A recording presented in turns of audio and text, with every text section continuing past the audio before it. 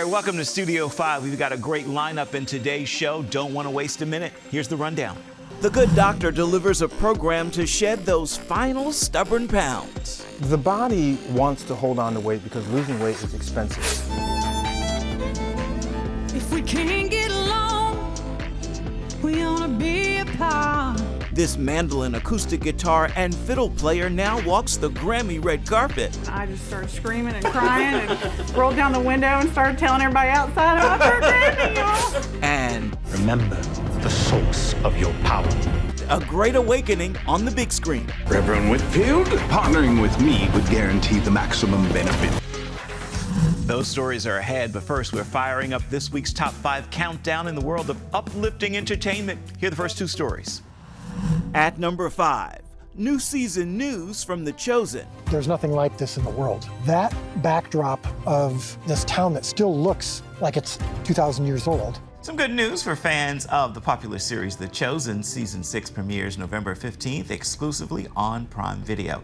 The first 3 installments will be released on that day, followed by weekly episodes through December 6th. The season will focus on the historical events of the final days of Jesus' life, and you know that includes the crucifixion. The season finale will not be streamed initially, but first will be released in theaters. That's going to happen in spring of 2027. But what I'm actually most excited about is as difficult and as painful as it was to film season 6, and as painful and as the suffering of Jesus was, it's also the greatest love story ever told. At number 4, a television classic is making a return with a bit of a reboot. Every day and every night was an adventure. We have our first look at the Ingalls family. Netflix releasing the first trailer for the new adaptation of Little House on the Prairie. The first season of the series is set to premiere on July 9. We'll have a look at more of the stories making headlines in the world of uplifting entertainment in just a moment. Now, a one-on-one with Dr. Ian Smith. You may remember him as a physician and host of the talk show The Doctors, or as a New York Times best-selling author. Well, we're talking to him about his book, The Last 15. It's a practical guide to help readers get rid of those stubborn remaining pounds.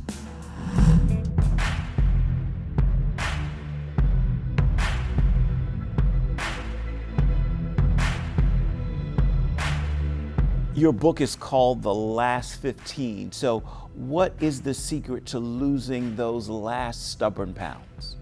Well, first of all, you have to understand why those last stubborn pounds are difficult to lose. A few things happen. One, as you're losing weight, the amount of calories your body needs becomes less.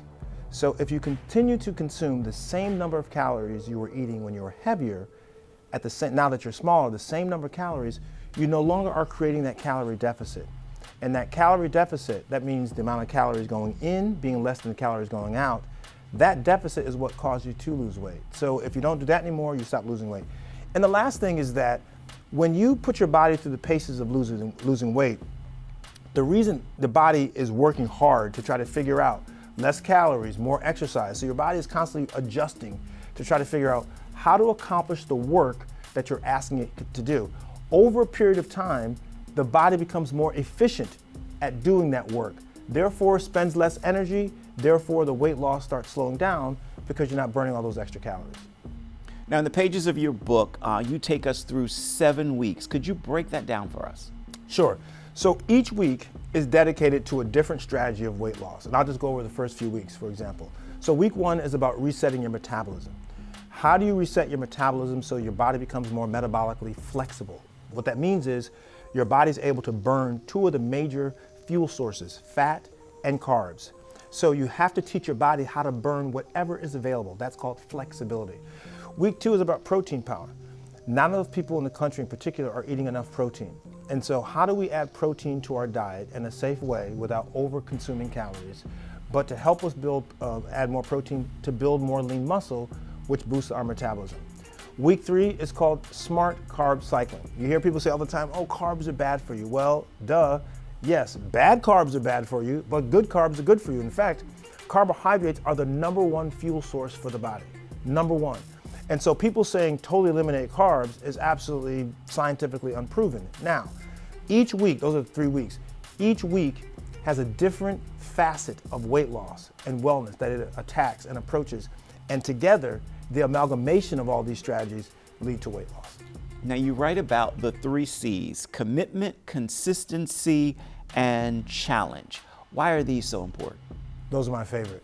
Because and by the way, not just in weight loss, in life in general, think about it. This really, translates. You have to be committed to something. If you have a goal to get a promotion at work, to be able to lift a certain amount of weight in the weight room, to lose weight, you have to be committed to that. Even when you don't feel like doing something, you have to do it. You also have to be consistent. It's not about doing it for 1 week, then 1 week off, you have to be consistent. And the people who get the best results are doing it consistently even when they don't want to do it. And lastly, you have to challenge yourself. When you talk about building muscle in particular, in order to build muscle, which we all should want because it boosts our metabolism and does other good things for us, like improve our stability as we get older, in order to build muscle, your muscle must be challenged. So I think the 3 C's are really critical, not just for weight loss, but life in general. What would you say are the most common issues when it comes to people trying to lose weight? And what are some of the mistakes they make? The number one mistake people make when losing weight is they have bad goal setting.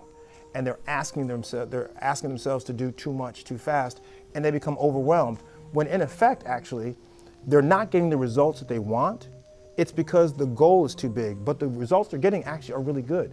And if they had the right perspective, they would realize this is working.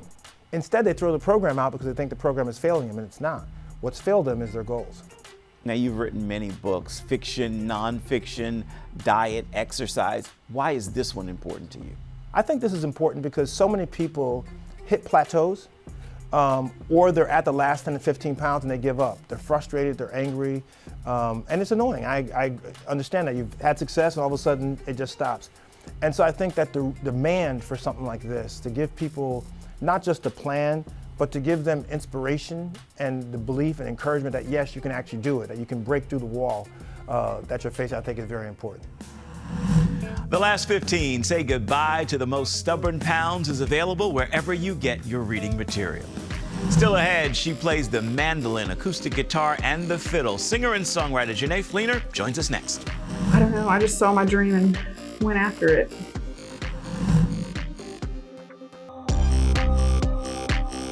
Studio 5 is expanding on YouTube, and you can help us to grow the platform by subscribing. Simply search Studio 5 with Efrem Graham. There you will discover the latest in uplifting entertainment, exclusive first looks on the latest films, music, and lifestyle content, plus one-on-one interviews with some of your favorite actors and recording artists. Simply search Studio 5 with Efrem Graham on YouTube. Please do it today. At number 3.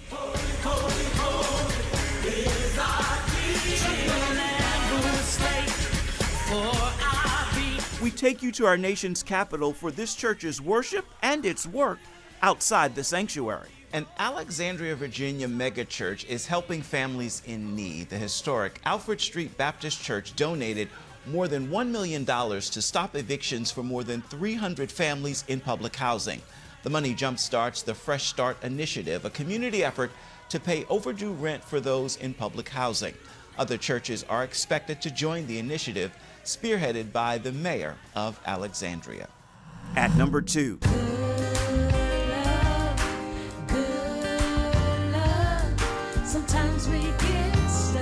One of our favorite celebrity couples marks a milestone with a special journey. It's the Love and Relationship Tour, and it's basically celebrating our 38 years of marriage. Congratulations. April will be 38 years for us. And so Tamala and I, we're going to do some music from our Love album. We're going to come out and have intimate conversation of how we made it 38 years. Yes, and in the business 30, we'll have 30 years. Very special guests to come out and share their stories about love and marriage and, just different things about life and marriage. Some real questions, answer some real deep questions. The Love and Relationship Tour kicks off this week.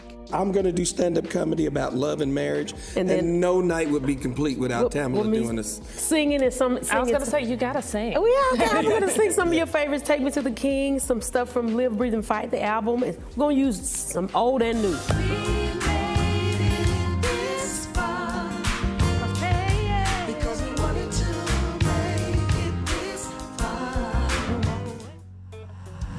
Welcome back to Studio 5. We're going to have the #1 story in uplifting entertainment in just a moment. But first, a sit down with Jenee Fleenor. She is not only a singer and songwriter, she also plays the mandolin, acoustic guitar, and the fiddle. And her work earned her a walk on the red carpet at the 2026 Grammys. After all this time, running up and down the roads, boulevards and broken dreams, all the in-betweens, every single high and low. So, is this your first Grammy nomination? This is my first Grammy nomination. How does it feel? It feels amazing. You're the heart of me. Together we can write a song to sing. And it is for Best Country Song. Yeah. Mm-hmm. And you have written this, and this is performed by none other than Miranda Lambert and Chris Stapleton. That's correct, yeah. How does it feel that they are the voices to man. bring your words to life? I tell you what, amazing. And, you know, this is a first for me in so many ways. I played fiddle, and a lot of people know me just for my fiddle playing. Yes. And a lot of people didn't know I did songwriting. And I've done that for so many years. But so I guess it's just a little feather, well, a big feather in my cap. But I've known Miranda for years and Chris for years. And it was actually Jesse Frazier, the other writer on the song, who we had been doing track writing. He invited me to do a studio, and we wrote a bunch of tracks. Miranda FaceTimed me and Jesse, and they said, guess what? Stapleton just came over and co-wrote to this song. And I mean, I couldn't believe it. And they sent it to me, and I listened to it, and I was like, oh my gosh, this could be a really big thing. And in that melody, baby, you're the harmony that you just can't find anywhere. Do you recall the first time hearing it after? The first time hearing it, I do. Oh, you know what? It was on this. I listened to the Stapleton channel on XM. Wow. And I'm a big fan of that channel, and that was the first time I heard it. How long would you say, in earnest, you've been in the country music game? I guess professionally, since I was about 19. I moved to Nashville right out of high school. I went to Belmont, and in 2001, not long after that, I got a job with Terry Clark. And so that was my first big country gig. I played the Opry, I think, a month or so after, maybe 2 weeks to a month after moving to Nashville. Wow. So it was pretty crazy. Like, it took off pretty fast. But as far as loving country music and everything, I mean, look at me. I've been a hillbilly for a long time. Hole number 7 tastes like Tennessee. What is it about country music that draws you and makes you come alive?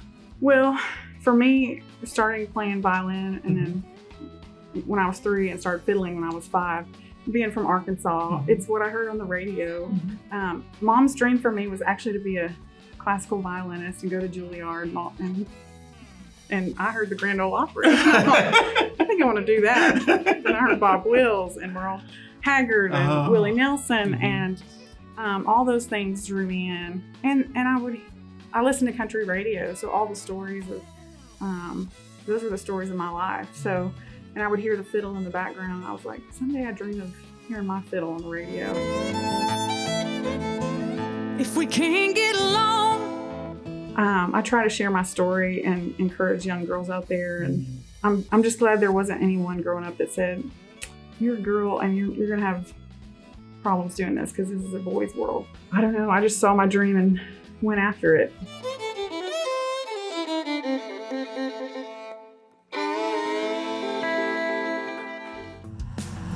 Be sure to check out Jenee's library of music. You can find it wherever you stream or purchase your listening material. Well, right now it's time for one of our favorite parts of the show. It's time for your Studio 5 Snapshot. We take this moment to shine a spotlight on today's show's Chanel Jones. The mom of 3 has penned a new book. It's titled Through Mom's Eyes, Simple Wisdom for Mothers Who Raise Extraordinary Humans. In the last year, Jones lost her husband to cancer. Her book combines those stories and other stories from her own journey as a mother. And in celebration this week, her 3 children, 16-year-old Kyan and 13-year-old twins, Clara and Uche, surprised her on air for the book's debut. And that's your Studio 5 snapshot this week. Still ahead, a great awakening on the big screen. Our hope in our heart is that as people walk out of that movie theater, they themselves know that they are one tiny candle. We can all have an impact on our communities. Studio 5 is expanding on YouTube, and you can help us to grow the platform by subscribing. Simply search Studio 5 with Efrem Graham. There you will discover the latest in uplifting entertainment, exclusive first looks on the latest films, music, and lifestyle content, plus one-on-one interviews with some of your favorite actors and recording artists. Simply search Studio 5 with Efrem Graham on YouTube. Please do it today. And welcome back to Studio 5. Here's a look now at the #1 story in the world of uplifting entertainment this week. At number 1. Everything, hallelujah. Amen. Everything, hallelujah. So go outside, hallelujah. Is Justin Bieber's headlining performance at Coachella, scoring headlines for leading more than 100 million people in worship Saturday. It came when he performed the Glory Voice memo in the middle of his set. So I reach out, singing glory. I'm singing glory to the... That wraps the countdown for this week and brings us to A Great Awakening, a film sharing the true story of the spiritual awakening that fueled the American Revolution for independence and the unlikely friendship between Benjamin Franklin and a preacher, Reverend George Whitefield. Benjamin Franklin, your brother said he could use your help at his print shop. You have my blessing. Gonna do good things, Pa. Great things. A Great Awakening tells the story of the unlikely friendship between George Whitefield and Benjamin Franklin. What surprised you most about that relationship and the impact in early America? That relationship is what surprised me most, that there was actually a friendship between these complete opposites. George Whitefield, you will be an extraordinary preacher. Remember the source of your power. You don't believe the stories from London are true? I am doubting Whitfield's claim that he can be heard and understood by so many. You have George Whitefield, who is arguably the most powerful evangelist of all time. He came to us from England in 1739 and became friends with one of the most famous Americans, Benjamin Franklin, who isn't necessarily known as a man of faith. So the fact that they became friends, and not just became friends, but partners. It was George Whitefield behind the pulpit preaching with his supernatural, powerful speaking voice.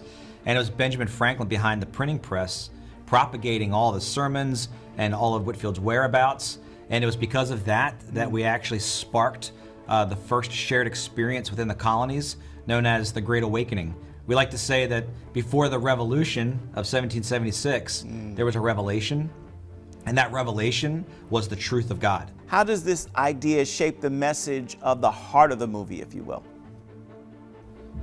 Yeah, I mean, before liberty can be established in any type of institution, government, community, it has to first start inside the hearts of the people. And I think that was the big aha the teams had as we began to create this film and write the script. Let us proclaim freedom to the captives. Whom the sun sets free is free indeed. We think so much of our early years as a country as being, the revolution, and there was all of this talk of liberty, and that is true. But what we uncovered was that it started with George Whitefield proclaiming that there's a place that liberty comes from, and liberty comes from Jesus. That is the true definition of liberty. And as he shared that all throughout the colonies, that's what really ignited the cry of the revolution, which is liberty and the equality of all people. That was the two things that George Whitefield was preaching before we ever got to the Revolution and the Constitution and all of the things that we today look back to. Why is now the right time for this story to be told on the big screen? It's a voice that shouts above the noise of culture. It lays a foundation of what liberty is, what it's not, how that defined our nation.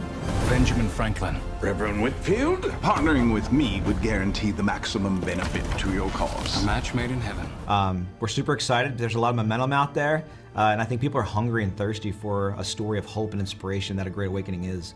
Katie, Whitfield is portrayed as a single spark that ignited a movement, one tiny candle illuminating 1,000. What do you hope audiences take away from that theme? Yeah, I mean, it is absolutely my favorite quote in the entire movie. One tiny candle illuminates 1,000. And our hope in our heart is that as people walk out of that movie theater, they themselves know that they are one tiny candle. We can all have an impact on our communities, on our families, on the people around us, no matter where God has placed us. And that's the way that a revolution begins, is by taking what's inside of us and spilling out the love of Christ onto our communities around us. Today, we stand in an even darker valley. The survival of this country must be our chief concern. This Constitution cannot fail. We cannot let the sun set on this nation. You are lighting a powder keg, my friend. When you follow him, you are led by love. A Great Awakening opened at number 6 in the box office. For more information on this film, simply go to agreatawakening.com.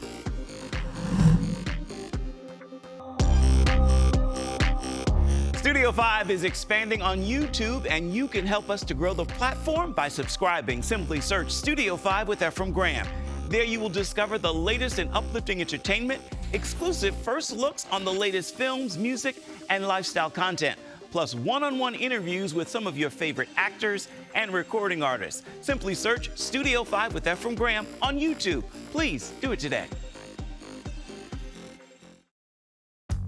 Welcome back to Studio 5. You know, music helps us to bring you this show each and every week, and this week's soundtrack comes from the latest album from friend of Studio 5, Jonathan McReynolds. Take a listen, and you'll hear why Emoji is what's playing Emoji with Jonathan McReynolds and Jordan G. Welch together. On that musical note, we are just about out of time for this week's edition of Studio 5, so let's take a quick look at next week's rundown.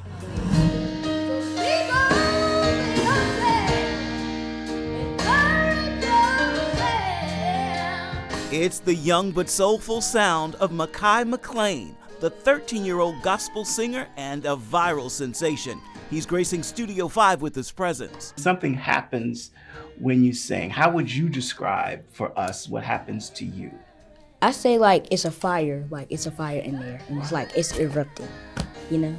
Get more music and more journey from Makai on the next Studio 5. Hey, join us for that and so much more come next week. As for this week, we've got time for just one more thing. We want to give the final word to Jenee Fleenor. What is it about the fiddle that attracts you? Well, Mom and Dad made me. That's really how it happened. Okay. So kids, do what your parents tell you. That's, they saw some little kids in the paper. I really think it was a God thing. Mm-hmm. I know it was a God thing. Mm-hmm. And they saw these kids in the paper and just signed me up with violin lessons, just like you'd sign your kid up with the cheerleading or dance or whatever. Mm-hmm. What do the parents think of the success? It's been fun. My dad sadly passed when I was in high school, but he was just so proud. I've so many stories that people tell me. He would stand in the back of the room with the big old camcorder, you know, and just say how he was smiling. And I know he's watching me from heaven. And but Mom, I was texting her on the way here, and she's so excited and always wanting to know what I'm wearing. So anyway, it's just, I don't know, it's just been such a blessing, and I don't know, it's I'm sure she's just a proud mama. Jenee, thank you. That is a great final word for this week's edition of Studio 5 and for this week's look at uplifting entertainment. Until next time, make time to uplift someone around you, and then please come on back and see where Studio 5 takes you next week. Bye-bye. Thank you so much for watching.